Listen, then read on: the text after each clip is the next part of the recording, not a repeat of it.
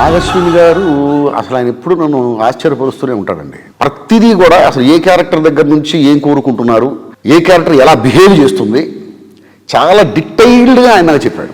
ఆ Ashwatthama character 8 feet ఉంటుంది, అది ఇమాజిన్ చేసుకొని రాయండి అని చాలా క్లియర్గా చెప్పాడు. నాకు అమితాబ్ గారికి రాసే అవకాశం ఇందులో ఎక్కువ ఉంది. ప్రతి డైలాగు ఆయన నోటి వెంట నుంచి వస్తూ ఉంటే గూస్ బంప్స్ వచ్చాయి నాకు నిజంగా. కమల్ హాసన్ గారికి, ప్రభాస్ గారికి నా లైఫ్లో ఇప్పుడు ఫస్ట్ టైం రాశానండి. చాలా మందికి కమల్ హాసన్ గారు ఎందుకు ఆ మాట వాడారు అనేటువంటి ఆలోచన కొంతమంది అడిగారు. జగన్నాథ రథ చక్రాలు వస్తున్నాయి అంటే దాని అర్థం భగవంతుడు వస్తున్నాడు. సుమతి అనే క్యారెక్టరే ఆ భగవంతుడిని మోసుకొస్తున్నటువంటి జగన్నాథ రథం.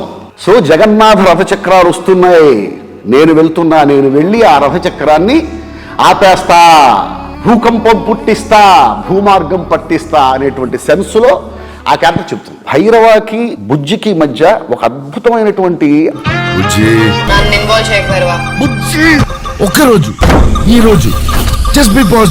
కలియుగం అంటే ఏంటండి, స్వార్థం ఎక్కువగా ఉంటుంది అంతే. అయితే మార్పు అనేది వస్తుంది ఖచ్చితంగా రేపటి కోసం. ఎవరి వల్ల అయితే కాలం మారిందో అతనే భగవత్ స్వరూపుడు అంతే. సమాజాన్ని తీర్చిదిద్దేవి మన పురాణాలు, మన ఇతిహాసాలే.